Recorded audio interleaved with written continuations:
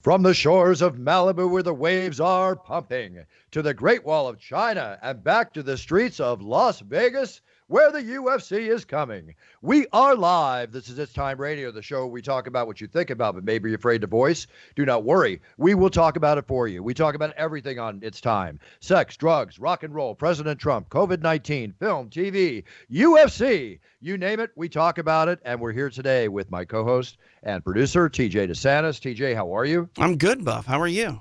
I'm good. I'm back from Vegas again. I was there this weekend for a UFC. We'll talk about it on the show. But more importantly, our special guest on the show, we have the commentator, the host, the interviewer. She does it all. We have Laura Sanko on the show. Laura, how are you? Everything good? Oh, my gosh. I'm doing good. I just got to Las Vegas. As you can see, I haven't even unpacked my suitcase yet. Oh, wrong shoulder. I can never get that right. It's back there. Anyway. The beautiful Courtyard Marriott here in Las Vegas, and I'm excited to be talking to you. Yeah, I'm excited to have you on too. Now, okay? There's 3 hotels we get, right? So I was at the Fairfield this weekend. I've gone from the Courtyard Marriott to the Residence Inn. Take it back. Courtyard Marriott to the Residence Inn to the Fairfield Inn, if that's how it goes. The 3, they're all together. You get there, you got tested today. Now you're quarantined for 24 hours. Is that the case? Yeah, I haven't quite. So my testing cutoff is 7 p.m. So I try to squeeze in one activity between when I land and when I have to quarantine. So I might try to go work out at Extreme Couture here. We'll see. But yeah, regardless, shortly after that, I will get tested and then I will be not leaving this room. That's it. I can assure you one thing, though. The beds are comfortable. I can see it back there. You got a similar room to what I had. So at least you got some comfort when you're sleeping. Netflix and preparation for the show. That's pretty much it. Yeah, there you go. You know what? You mentioned 3 Marriott properties, Bruce, and I know the last thing that you guys really want to think about is spending more time in a hotel, but when this thing is all said and done, you're going to have some points, guys. Here's the thing, though. I have the Marriott points. I'm so bad. Every time I leave, I get in the car, we're driving back, and all of a sudden I go, I forgot to give them my points. So now you just reminded me of something. When I go there in 2 weeks, I will not be there this weekend, Laura. I'll be there next week. I'll definitely go back and say, hey, put my account on all the stays here because it does add up. It adds up real quick. Getting them at all. How dumb am I? I have not even, it's just the last thing I think about. So thank you, TJ. You know what? See, this is a quite nice reminder. See, you guys are doing well financially. You must be doing well because guys like me, we need those free nights. This is how I get a vacation for my family. But you guys, now you're good. You guys are successful. It's nice. I think part of it has to do with the fact that I'm so spoiled, as both of us are, doing so many shows and never having to pull out our own credit card to pay for the room, number one, except for the incidentals. But I've been doing this, and I've been a road warrior now on this for 25 years almost, amongst every other bit of travel I have. And it was only about a year ago that a good friend of mine named Shu said, are you using your Marriott points? And I'm like, no. And when I added it up, oh, my gosh, think about it.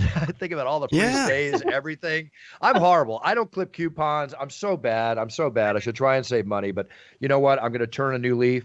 When I go back there next week, I'll hit all 3 hotels. I'll get it on there. Be done, ready to go. Anyway, Laura, we know what we need to do. Who's he kidding, Laura? When Buffer goes on vacation, he's not staying in a Courtyard Marriott. This dude's going to places that don't accept Marriott points. I'm getting to the point now where I don't know anything else but a Marriott. It's like I've gotten down to being comfortable in the 2 and 3 stars. Let's put it that way. But what can we do? Anyway, Laura, you're there. You're there for a reason. You're hosting Dana White's Contender Series. You're doing UFC Fight Nights. You've been in Abu Dhabi with us the last trip. You do the pay-per-views, the interviewing.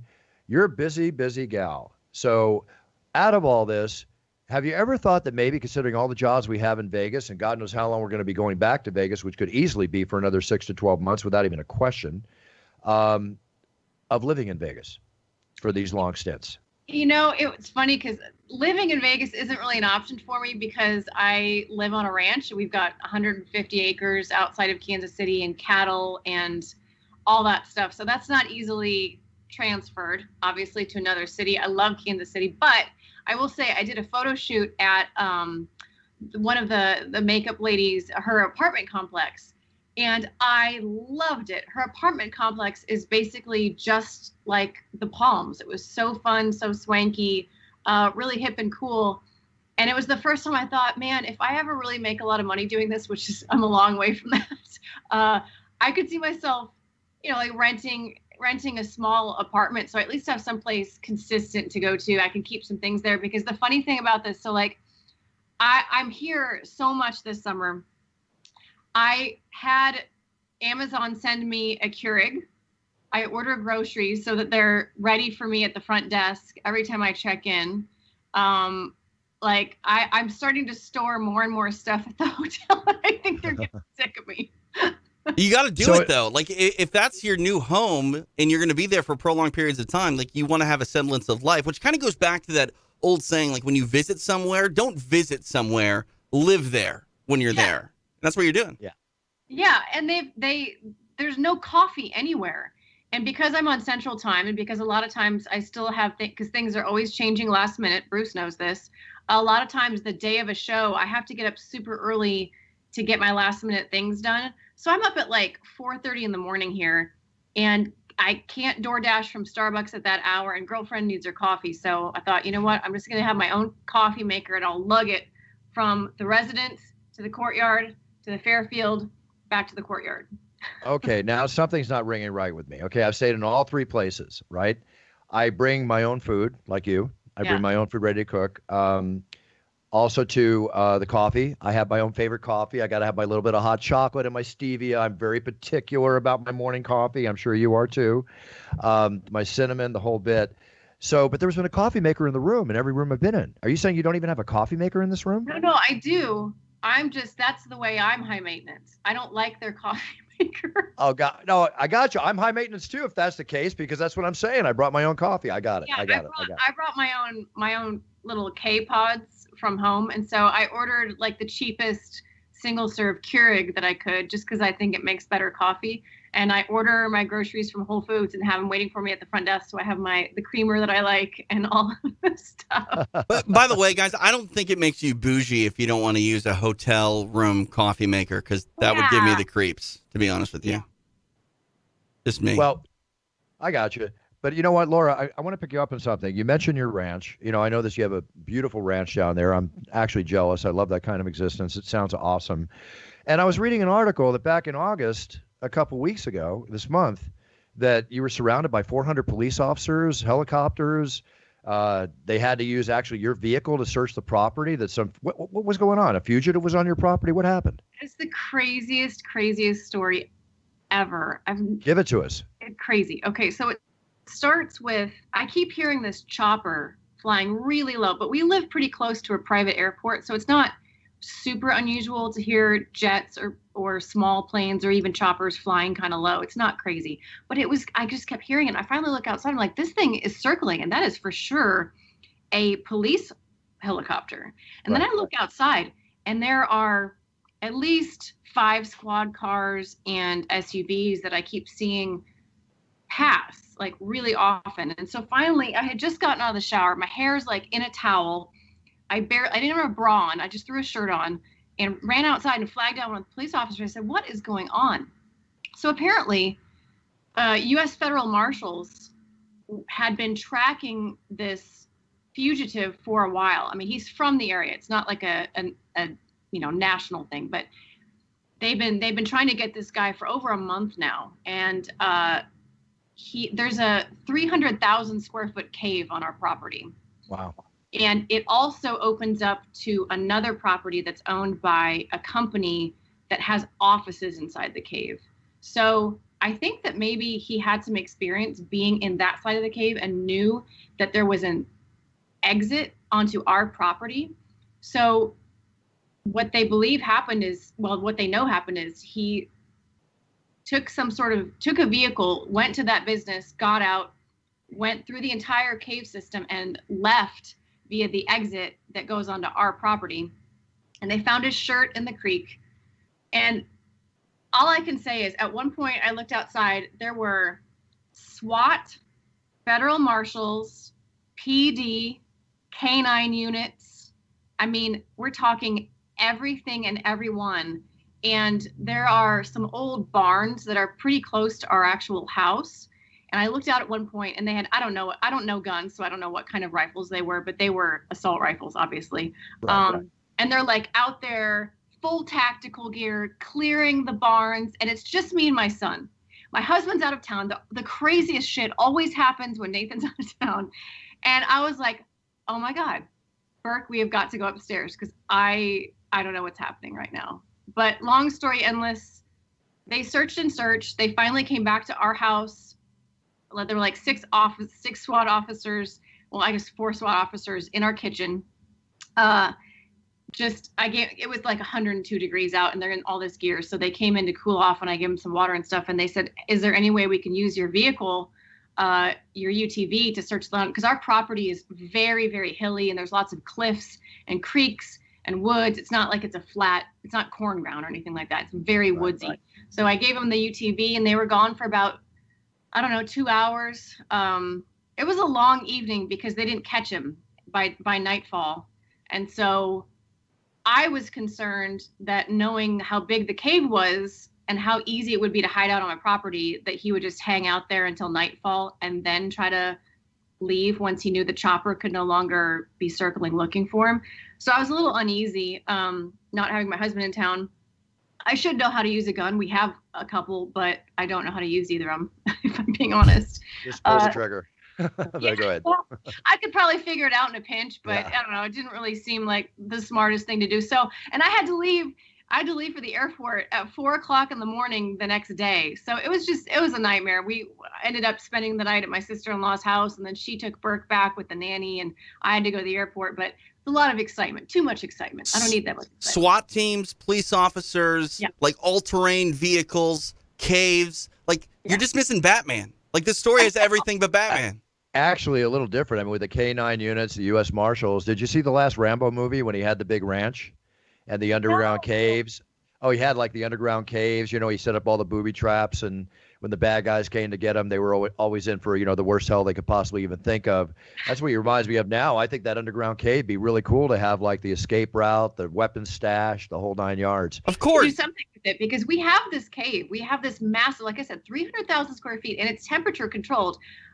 But we do nothing with it. Like, it could be storage. Everyone tells me I need to grow pot there, but I'm not really into that. So, and it's illegal. I don't think Texas or Kansas is into that either, if I'm not mistaken. I'm not sure. We're in Missouri, but I don't think they smile upon that yet. So, we need some ideas of what to. I've heard like Kansas City's huge on haunted houses, like kind of known for its ridiculously involved, humongous haunted houses. And I keep thinking we could have one out there, but then, I just don't do anything about it. It'd be a cool escape room, maybe, I mean, you already have the history of like a fugitive. Escape room for anything. I mean, how far below ground is you've got the perfect setup. Yeah. If anything, you'd have like I was going to say a man cave, but you could have like a family cave, with just everything in the sun underneath there. Who knows? I've already made a Batman reference, and Bruce talking about caves it's just out there. I don't know. Perfect. That's right up my alley. All right. You talk about airports. I got to tell a funny story. The first time I ever met Laura, we were at a show in Houston. You remember this, Laura? A typical dope that I could be at times, or mindless, in my own little human nature faux pas. So I'm talking to Laura. We're getting along really great. We're chatting. I thought Laura was on the same flight, TJ, right? So as I'm standing there in between gate, whatever, let's call it gate 15 and gate 14, I'm looking at a gate 15, and the airplane, the jet, is moving away from the walkway, right? And they're getting ready. They're closing the door and everything else. And then I just realized that was my flight. And Laura was on the other flight, leaving the other gate. I thought we were on the same flight, and we were having such a good time talking. I literally missed my flight standing there talking to Laura, TJ. I mean, she's got good conversational skills, So I don't. Great conversation skills. She proved it right there, and she proves it every night on the UFC. So, but I mean, you're not fooling me, Buffer. You can't miss a private jet flight. Okay, like I wish it was one of those private jet flights. It was not the case that day, but. Luckily, the United agent at the gate was a huge UFC fan. I had a 2-hour delay, and I got back home, let's say 2.5 hours later than I should have. Thank God. But I can't begin to tell you that stupid feeling that goes through your body as you're watching the plane just go off, realizing how needless this was to even happen. So anyway, that's my little Laura Sanko. Sorry, Bruce Buffer faux pas. Oh, it's okay. I got to meet somebody. You're a great person. It's I love our friendship on the show. It's all great. It's all great. So now, Laura, we have the show. We had the show on Saturday night. This is the second show in a row that the co-main event we've lost it due to a fighter testing positive for COVID-19. In this case, Ian Kudalaba. The fighters are at one hotel. The production people are at another hotel. We're at the other hotel. Are you impressed, as I am, with all that UFC is doing in their safety and protocol to protect all of us? Because it is pretty amazing. Does it, as much of a pain in the butt as it is for us, right? Let's be real. But you've got to embrace it. We've got to do it. We're working. We're very lucky, and we're showing the rest of the sports world how to get it done. Do you find any difficulties out of this? Do you have any issues with the testing? Any issues with the quarantine at all? Not at all. Not at all. I'm now, once you kind of get the routine down, it's not a problem at all. And honestly, you know, I was kind of giving Felder shit about this the other night. Like, oh, I wish I could go out. You shouldn't be going out the night before a show anyway. So, you know, just get to your room, chill out, watch a movie.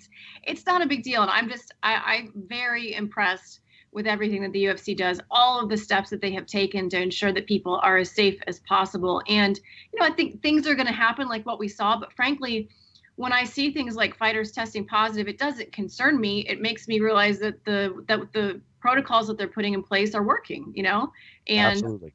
It doesn't, I think that the UFC has done a phenomenal job of doing the very best that can be done to create the safest environment possible. And I think that it's obvious that other sports are looking to the UFC as a test case to see how they did it. How'd you guys manage to pull this off? And how are you continuing to do it so successfully moving forward? But I'll say this, Bruce, I don't know about you, but it's not that I want anybody to test positive. Of course, right. I don't mind a 10-fight card. I don't hate it. I understand. How about last week when it was a 9-fight card, you know? It went by so maybe 9's a little short. It reminds me of Invicta. I'm sure TJ can appreciate that, but like the difference between a 15-fight card or a 14-fight card and a 10-fight card is just, in terms of when you're working it is massive. It's massive, but, you know, it's like most people don't realize, you know, the pre-prep. I mean, my pre-prep is probably, on my cards, takes 2 hours before I get to Vegas or get to the show, and then at least an hour to 2 hours after I get all the final stats to do my artwork I put on the cards and stuff like that, as I call it. I like that you call it artwork. It's colorful. I'll say that. Actually, that's what people call it, and I started calling it myself because that's what they were calling right. it, you know, so all good.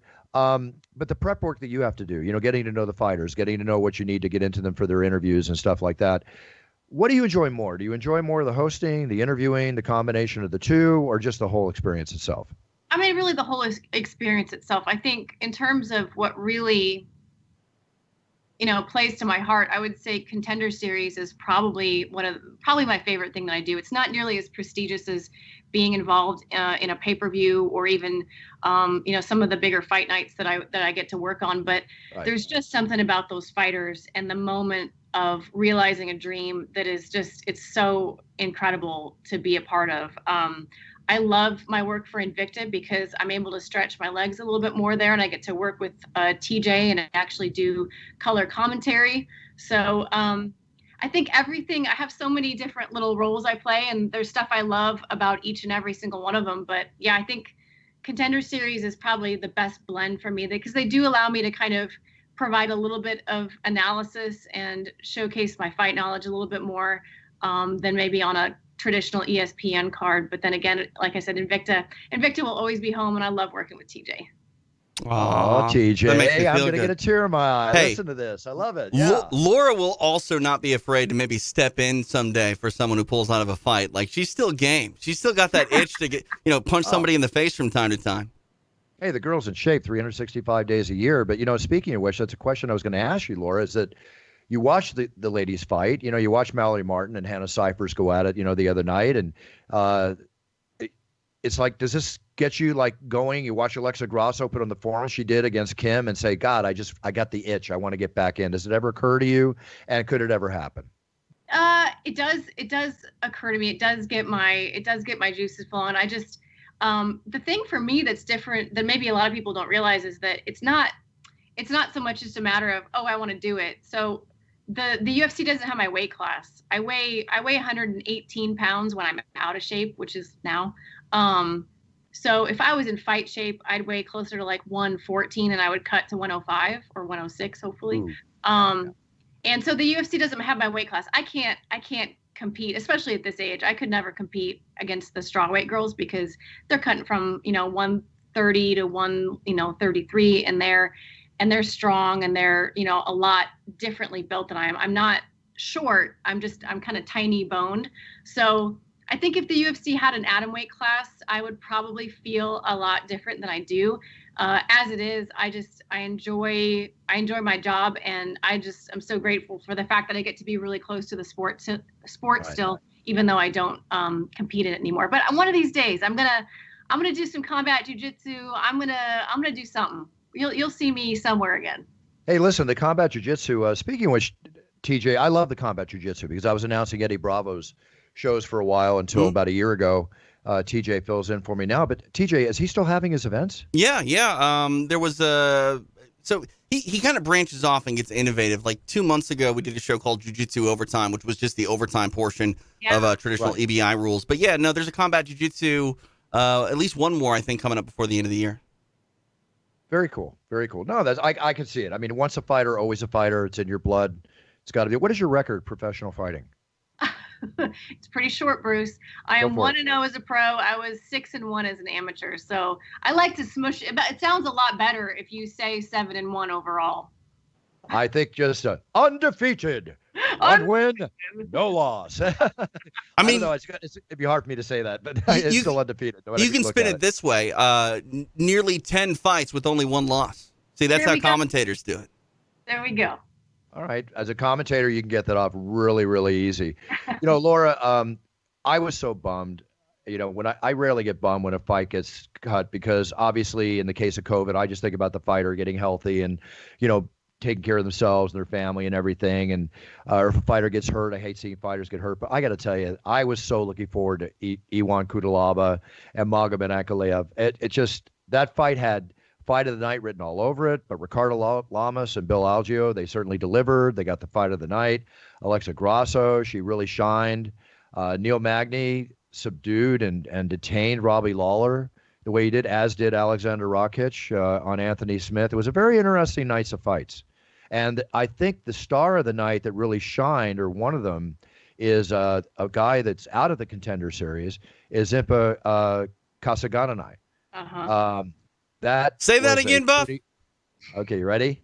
Kasanganay. It's Kasanganay. Kasanganay. Yeah. I'm not sitting here with my card and my phonetics in front of me. I never rehearse. It's like, it's okay. I'm not in the octagon. I can make a mistake. Exactly. Now. In the octagon, I'll get it from the producer. I'll get it from the tweets. I'll get it from everything. But this is It's Time Radio. I can screw up if I want to. I think that's the bit. I think you screw up everyone's name here, and then in the octagon, you're flawless, undefeated. There's a methodology to my madness. There definitely is. Perfect. But he shined. I gotta say, Bruce, because I announced the winners on Contender Series, and I've always wanted to have this conversation with you. I absolutely hate doing it. It is. Why? Oh, because I'm so terrified of screwing it up, because it's not what I normally do. And it is much more difficult than people realize. And it's funny that you say that, because I say Impa Kasanganay 20 times, but then I go to announce him as a winner and I add an extra N in there. And I think I said Impa Kasanganay. And it's more difficult than people realize. It is my least favorite thing. I absolutely detest ring announcing. Wow. Jeez, I don't even know how to answer that. I was going to say you need to embrace it, but you're kind of like really digging into the ground. No, I think it's because you set such a ridiculously high bar that I feel ludicrous even attempting to speak in that position. You know what I mean? It has nothing to do. I think the position itself is so, you make it such an art that when I get up there and I attempt, and I don't try to undulate my voice. I don't try to do anything crazy with my inflection, because I would sound silly trying to do that. So I just articulate and I just try to say it clearly and let it be what it is, because it's Contender Series. We don't need, all this production or whatever. But it is still the most stressful thing I do. Can I just say for both of you, reading the judges' scorecards would give me the most anxiety ever, because one, I don't trust them to do the math correctly. And two, I want to make sure I read it correctly, which I may also screw up. That's got to be a bit nerve-wracking. I'm an idiot. Okay, let's just make that clear. I don't do this that often. So it's the first week back, and I'm running from my interview position as soon as the fight's over to get into the octagon in some timely manner. I'm holding my mask. I'm holding my wireless mic because I got to switch microphones. And I use a template. First, you would laugh so much at this. I use a template that literally on it, I have created a template where any possible outcome is on there. And I just have to find the right outcome so I don't have to think too hard.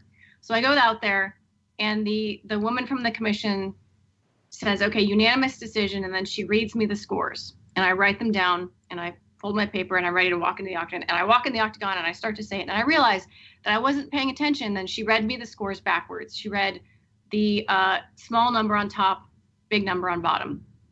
But I was already saying it as I realized that I'm saying it backwards. And it's just the worst feeling in the world. You know, the worst feeling in the world is it can be that. It could be when you get those judges, you know, when you get all that numbers from the judges and you realize that it's one of those decisions that we got to say that people are going to criticize and everything else. There is those dramatic moments, but the bottom line is when you're doing that, Laura, and you do such a good job. Come on, you do such a good job. Let me just say that really. You do such a good job. Okay? That I would just praise you in what you do. You sound great. You're doing it with class. It's coming across perfectly. Don't try to be me. Don't ever try to be anybody other than yourself, because you as you do it is perfect. So I'm just throwing that out there, and that's all I'm going to say. Don't try to be Bruce Buffer and say, and your winner is Jim Miller. No, Pat Schilling. Yep. Pat Schilling. Don't worry. Sorry, Jim. You lost. Thanks, TJ. Thanks for bringing up an embarrassing moment as I'm trying to praise Laura. That's perfect. I love to be self-deprecating, so I'll take it. Thank you, my TJ. entire career is an embarrassing moment, so that's all right. Okay. Well, speaking of embarrassing moments, it was a heck of a show on Saturday. No embarrassing moments, just good fights, good solid fights. With that being said, you know, we're going on to next weekend. I'm not going to be there, Laura. Joe Martinez will be there doing the announcing in my place. I'll be back the following week. When do you go back home? You're there for how many more? I don't have any more fight nights until a little bit later. So I've got a few. I'm just contender for the next few weeks. Okay, so you're going to be there though. Yes, for a few weeks. I go home in between. I won't be here for Saturday's fights, if that makes sense. I don't know who's doing backstage. I don't know if it's Heidi or Megan. I'm not sure. Well, it's either one or the other, right? Yeah. It's either you, Megan, or Heidi. Yep. Well, yeah, that's good. I would go home too. I would never stay for that long. I would definitely go back. But then we have Abu Dhabi. Are you scheduled for Abu Dhabi? I am, yes. I'm really disappointed because I'm not going to be there for Adesanya versus Costa, because I would not have a marriage if I accepted that show. They offered it to me, not for the normal backstage, because Megan always does the pay-per-views, of course, but the quick hits thing that I do. But that would have meant 3 straight weeks of me being gone. And so I had to pass on that one, but I'll be there for the last 2. So I'm kind of the tail end of Abu Dhabi. I will see you for the last pay-per-view when you get All right. there. Did you have a good time when we were there last time? How was it for you? I did. You know, I did have a good time. I would say on like a personal level, I had a good time because my team was there. Grant Dawson was there. James Krause was there. You know, I had people around me that I knew, and it was really Gina Mazzani and Tim Elliott. It was really nice to spend time with them, almost like we're vacationing together. But I really struggled with the time difference, because I thought I could trick my circadian rhythms into staying on U.S. time so that I'd be nice and awake during the shows. And I just got caught in this limbo land where I never slept more than 4 hours, and I was taking naps at weird times, and I never knew what time of day it was. It just, I'll be honest, it completely threw me off. So I think next time I go, I'm just going to let myself adjust to Abu Dhabi time and just suck it up and, you know, go to work at 1 a.m. Not a bad idea. I mean, find out what works best for you. I slept during the day. I mean, we'd be up after the show, get to bed about 11 o'clock, you know, after a nice breakfast, because the food was really good in the hotel where we're staying. I hope we're still with the W when we get there.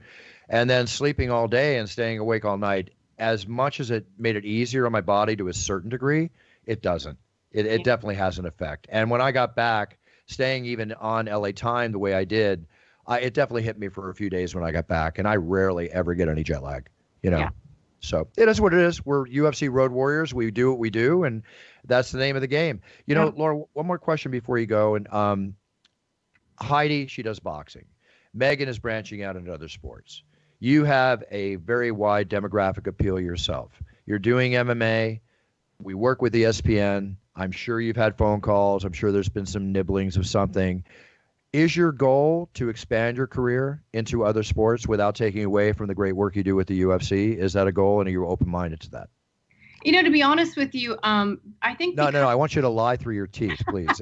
I would never do that. I'd never do that. I don't either. I came into this career a little bit differently than Heidi and Megan did. I think, Megan went to school for broadcasting, I know, and had a wonderful career before this as well. And same thing with Heidi. Both of those women are trained broadcasters who grew up wanting to do broadcasting and then fell in love with MMA and boxing. I think maybe once they already knew that they wanted to be in television. It's sort of the opposite with me. So I was in love with MMA way before I ever even imagined that I would be holding a microphone.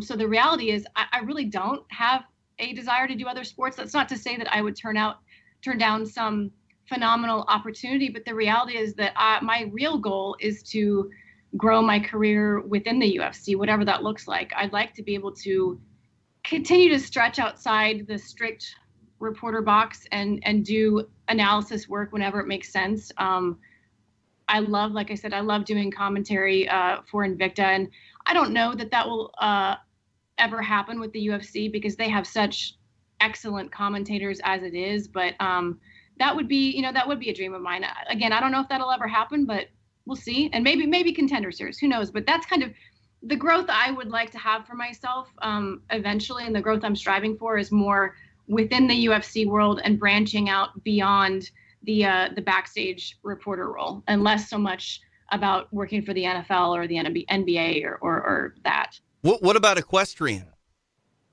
I might do that. I might. You could probably talk me into doing equestrian. That'd be awesome. There you go. The whole point is to go after what you're passionate about and monetize your passions. So you're passionate about MMA. You're passionate about equestrian, horses. For those people who don't know what equestrian means, we're talking horses, okay? Horsies and all that goes with it. I think your attitude is perfect because follow your passion, concentrate on what you're great at. You're with the greatest sport organization in the world. There's so much to do. Even with other commentators out there, you never know what the future holds. And I'll say it again. You do such a great job at what you do, Laura. You're only going to get better as the reps get longer and get more frequent, and the world's your oyster. So stick with it. I'll give you a choice. Would you like to hang with us as we go over some news stories for 20 minutes, or do you have to go? You know what? Unfortunately, I do have to go because I have someone waiting for me. There you go. Love to do that. She's squeezing in that. A doctor with a swab and a Q-tip? Is that who's waiting for you right now? She's waiting for me in a little bit longer, but no, I've got an appointment to go hit some mitts here, so. Go do it. See, it's that last minute activity she was talking about, Bruce. This is it before she goes on lockdown. I love it. I work out in. Go enjoy. I just hung a 100-pound Muay Thai kick bag in my garage gym here, the gym I have in my home, which obviously is the only place I work out now. So I'm looking forward to it too. After the show, I'm going to go start bagging on that thing too. So I got the feeling myself. Some video, Bruce. We got to see it. I saw the picture you showed me the other day. I know you're putting in the work. All right. Yeah, putting in the work.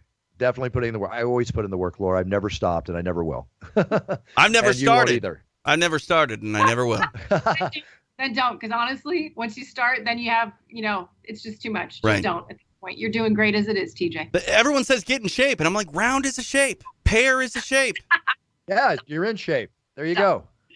I've got it all figured out. Laura, it was a pleasure having you on. It's you and I don't get to talk as much as we used to, but it's great having you on this program. Thank you guys so much for having me. I appreciate it.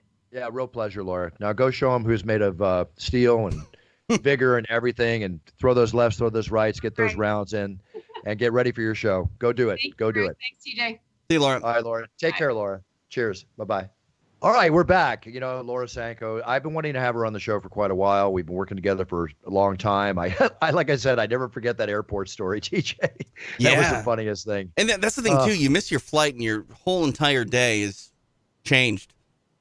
I know. Well, she's an interesting conversationalist. 100%. We sat there, we were talking. Yeah. And that's the proof of the pudding right there. Okay, let's get into some news stories here. Thank you, Laura, for being on the show. God, we have such incredible people working with the UFC. This is, just to say one thing. Mm-hmm. We're in this COVID period. We're in this pandemic. We have to come here. We got to get tested. We got to get quarantined. But the people I get to work with, and I'm sure the people you get to work with in Invicta, but being a UFC road warrior, you grow this bond with males and females that you work around. And I always say it's like Boy Scouts go to camp. More so than ever now, it is like Boy Scouts go to camp. Well, you're stuck in camp. We're stuck in camp. We're stuck with each other. And I'm not talking about band camp. I'm talking about camp, okay? Right. We're stuck, Right. if you know what I meant by that. All right, here we go. COVID-19 update. Bit of good news. As a nation, we're clearly doing better now on the last day of August than we were on the first day of August, according to Dr. Aish, the director of the Harvard Globe Health Institute. Put that into perspective for me, Bruce, because I don't know what that means. It's not really that much of a perspective. Just over 7 months ago, no one in the U.S. had a confirmed case of COVID-19. On Monday now, the United States has topped 6 million cases. Over 183,000 people have died. And it's left many, and I clarify this with an emphasis, it's left many young adults with long-term problems. That's the scariest part, Bruce. Obviously, people are passing away and perishing, but the ones that are affected by it and then get over it, a lot of people think, well, you know what, it's not going to affect me. It's not going to be a big deal. I'm young, I'm fit. Until you have it, and then you find out that you don't breathe the same way that you used to, or your heart suffered some complications and things like that. That's what's really, really scary about it. Never mind the obvious, fear of passing away.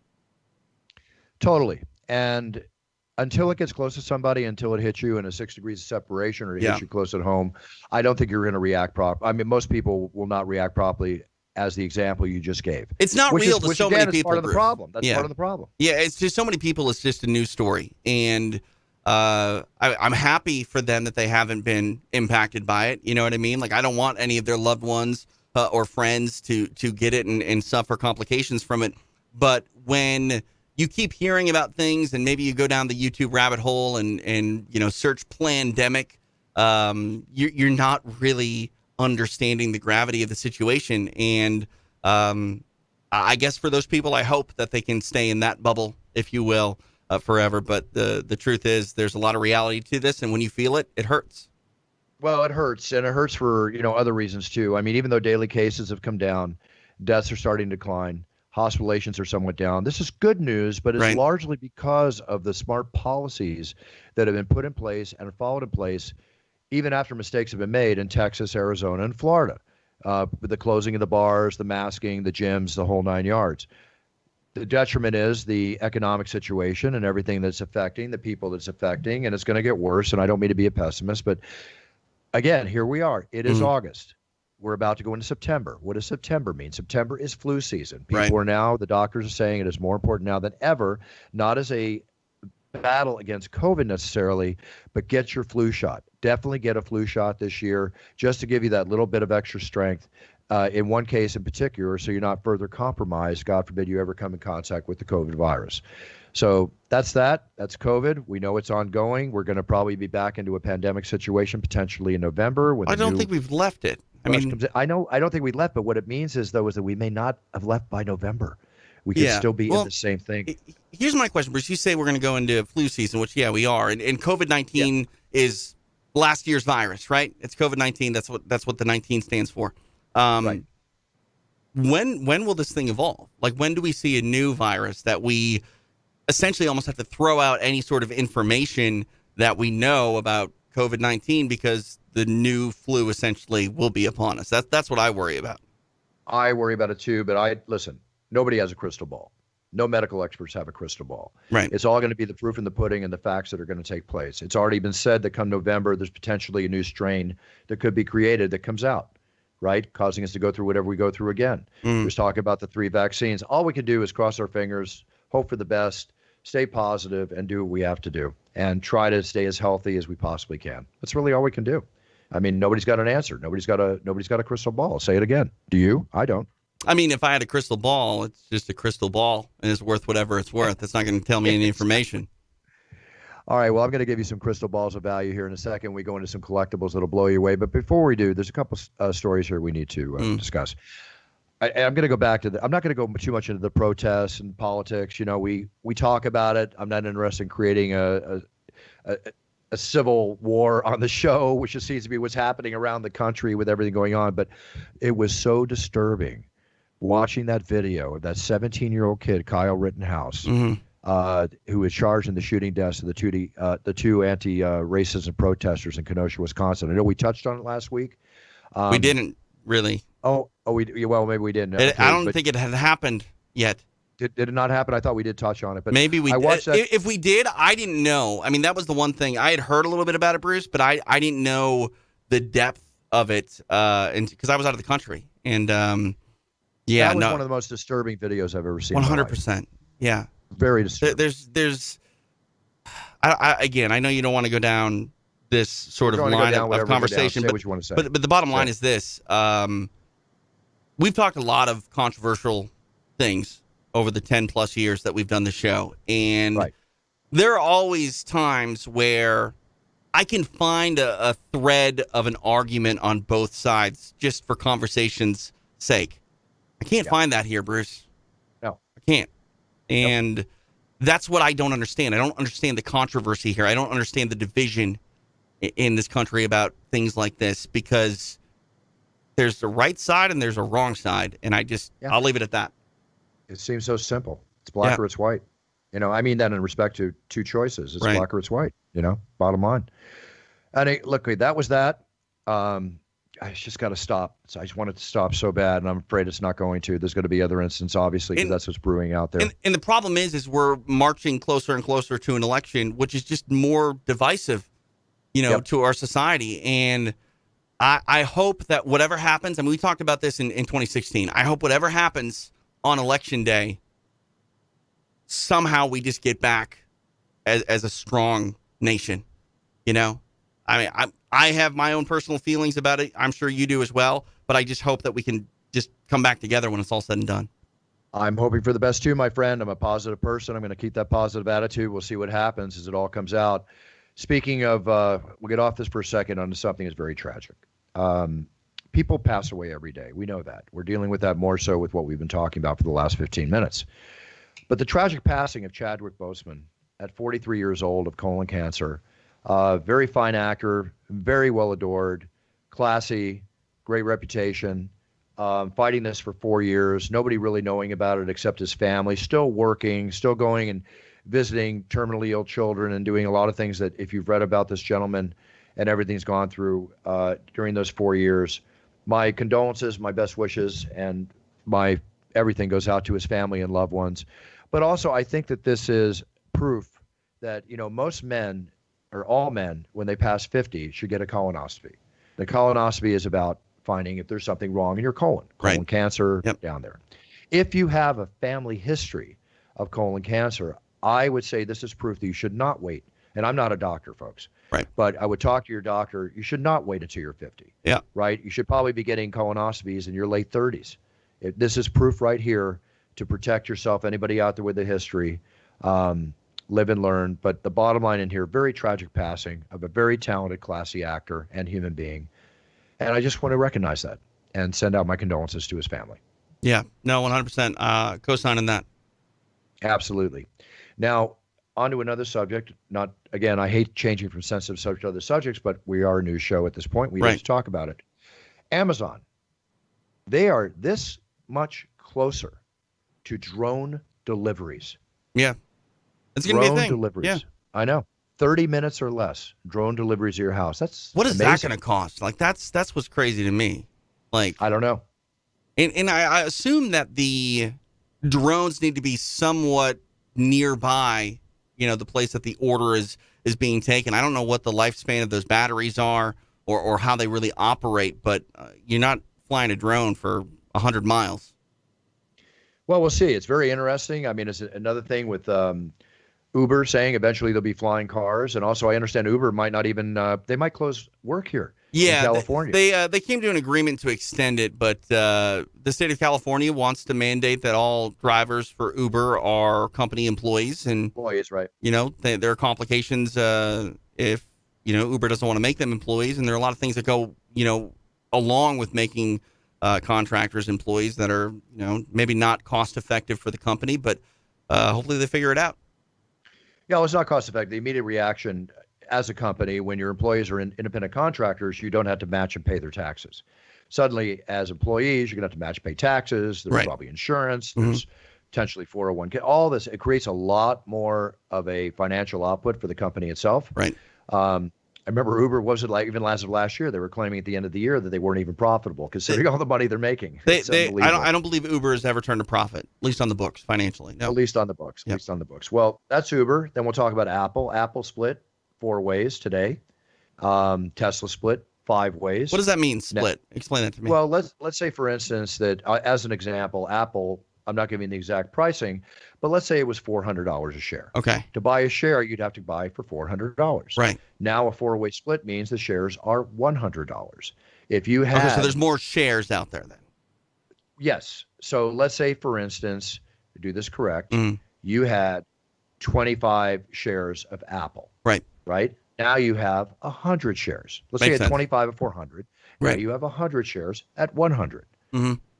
Now, to my knowledge, because I went in and bought some today, because I've noticed before when you do that, they have a tendency to go up. Both Tesla and Apple did go up today to a certain extent. I haven't checked it since the close of the market. So it makes it more affordable for people to buy and more shares out there for people to buy. And I don't want to tell people how to invest their money, but I went ahead and put a little bit of coin in the Tesla and the Apple stocks. They're not going to go down, so probably a wise I don't investment. think so. I mean, not significantly. You know what I mean? In shares like that, if they do go down, just wait long enough. They'll go up. I promise. Yeah, we'll see. Snoop Dogg. He's come out with Snoop Cali Red. Former UFC commentator Snoop Dogg? Former UFC commentator Snoop Dogg. It's not just the ganja, now it's the wine. He's got Snoop Cali Red. The label's premiered. It premiered as a California entry into the wine market at $12 a bottle. It's a combination of, if you know your wines, Petite Syrah, Zinfandel with a splash of Merlot, which actually sounds like a very interesting combination. I'm definitely going to try it. But, kudos to him. I mean, I'm coming out with Puncher's Chance, which was released in a number of states last week. And now another foray into the alcohol market, or the wine market, shall we say, is Snoop Dogg. Good luck to Snoop. Very cool. Very cool. Another man, many talents, many, many different things. And another man of many talents is Channing Tatum. Channing Tatum basically has written a children's book. And he wrote that children's book in honor of his own child. And I think that's really, really cool. That's something awesome. I've always wanted. Did I ever tell you that I wanted to write a children's book? Yeah, you have. I remember that on the program. We talked about that a long time ago. Yeah. And that's what's interesting. The idea of writing a children's book does not sound all that hard, and it's probably not all that hard. But getting it published and getting it out there, that's the real hard part. And well, I'm curious. I'm curious what the story's about. It would be like the It's Time children's book. It's time for breakfast. I like that. It's time to play. Right. It's time to poop. Right. It's time to this, with illustrations. Now, so basically, what you're doing is just taking all of your personalized video recording requests and just putting them into a book. It's time to have a baby. It's time to get married. It would probably have to a little more tweak to it than that, but that's pretty much along the lines. But let's put it this way: nobody else can do it. It's time. Right. So if anybody wants to take that idea and roll with it, my attorney will be giving you a call probably by the time the book is about to be published. My question is this, Bruce: have you ever done a personalized video or voice recording for someone to go to the bathroom? Is there "It's time to poop" greeting out there? No, that one has not come out yet. Okay. So all right. Well, someone order it on Cameo right now. Keep it classy. That's all I can say. Keep it classy. But yeah, you never know. I'm always open to anything. It's got to be classy. Don't keep it assy. No, classy. Okay, got it. Speaking of that, listen, I filmed a Manscape commercial last week. Okay. Oh yeah. So you want to talk about this? Is hilarious commercial. You're going to crack up. I can't tell you what it is, obviously, but we use the word self-deprecating, making fun of oneself and having a ball with it. Right. I was totally into it that day. I had a ball with it. I put out something on social media. I got there, and they asked me if I wanted a manicure as soon as I got there. So because somebody had to hold the product. Obviously, they're manicuring their hands. So it's the first time I've ever been on a TV movie or a commercial TV set, and I got offered a manicure, which I love. So I grabbed it. I haven't had one since COVID came in. Been doing all that, so it was fun. Okay, my little perk. Little perk.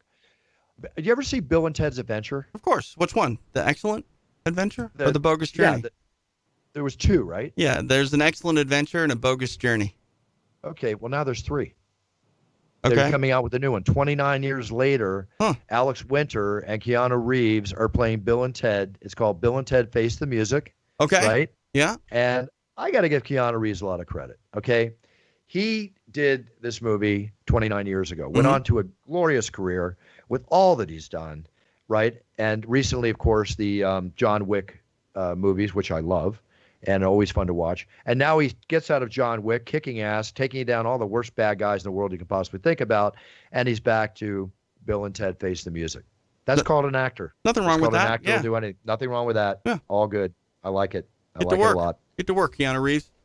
Exactly. All right, couple collectibles talk here. 1975, Muhammad Ali fought Joe Frazier in one of their great fights.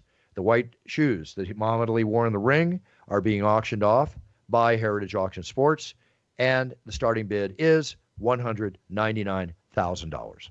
Wow. That's great. I could see that. Yeah. I could see that. I mean, it'll go closer to $250,000. Oh, if not more. Yeah. And then another situation that occurred, we've been talking about Michael Jordan rookie cards. We've been talking about how they're so expensive and being sold. Well, get this, okay? And I've had these cards. I've had these cards and graded at 8, right? Mm-hmm. A graded, pristine 10 gold label graded by SCG Michael Jordan cards, one of the grading companies, just sold. How much, TJ? Take a shot. $100,000. $420,000. Wow. Not bad. For cardboard.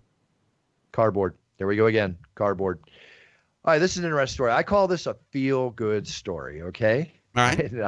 It involves marijuana or involves CBD oil. All right.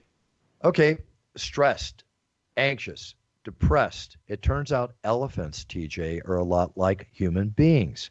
And a zoo in Poland, to help with their anxiousness, their stress, and their depression, is giving them CBD oils. Right? Mm-hmm. All right. There you go. CBD oil. I didn't know how much that... CBD oil do you have to give an elephant? That's what I want to know. Great question. I didn't know that they had the cannabidol receptors like human beings do. That's interesting. I didn't know either, but obviously something's working, so more power to them. You know, it's basically a project they've launched. They want to decrease the anxiety in them. They're taking blood samples. They're going to monitor their cortisol levels, which has to do with the feel-good drug in your brain, the endorphins and all that kind of stuff. So it could take up to 2 years. To be 2 years before they get to the finish mark on this testing. Wow. And there we go. All right, TJ, we're going to sign off here. Anything to tell the audience? No, nothing too crazy. I'll be live again Saturday night following the UFC's fight card with Dean Thomas for extra rounds. You can check that out on the UFC Fight Pass Facebook page. But that's about it. Sounds good. And I'm going to have 2 weeks at home. Got a lot of work here, a lot of work with Puncher's Chance, and a number of other real exciting projects that are taking place over here at Buffer Enterprises. We're very excited, Kristen and I, and all the people we're working with. I can't talk about everything right now, but I will tell you again, thank you, thank you, thank you. The videos, the audios, the birthdays, the championship introductions. Weddings are coming back now again, too. I'm noticing, too, I'm doing more weddings, birth of babies, all those coming in through brucebuffer.com. Just email my office. The email address is info@brucebuffer.com. You can send any of your questions there also if you wish, if you want me to talk about them on the show. Meanwhile, I'm going to enjoy this week. I've got the surfboards ready to go. I took all the wax off them, TJ. Quiver's ready. I plan on getting a lot of good, fun time in the ocean, in the sun, and enjoy this Southern California weather for as long as we possibly can. All right. So with that being said, hey, TJ, you have a great week. Anything else? Just be careful out there with the sharks because something happens. You'll only have a puncher's chance. Hey, punch them right in the nose. If it's your time, TJ. Or what can I say? offer him a bottle of puncher's chance. Hey, at £5 a bottle, that bottle hitting him in the nose is going to make him run away. I'll tell you that much. So there you go. He'll definitely have a punch chance. I'll like it very much. Nice. All right, TJ, have a great week. We'll be back next week with another exciting guest. Everybody, I want you all to really sit down, think about everything that's important to you. Think about 10 things in life that you're grateful for in life. Write them down. It's a great way to feel good. If you're feeling any kind of tension, a calming effect, just embrace and realize the good things that I hope you have happening in your life and focus on them. Be strong within yourself. Set your goals. Write them down so that when you set on that path to set your goals, to go and accomplish your goals and achieve what you set out to do. I say it every week. I'll say it again. Be the best you can be. By being the best you can be, you're winning, and that's what we're all about on this show. practice your protocol, practice your safety, be part of the solution, not part of the problem, and we'll all get through this. I wish everybody a great week. Keep winning, everybody. Buffer out. Big cheers, no fears, forever.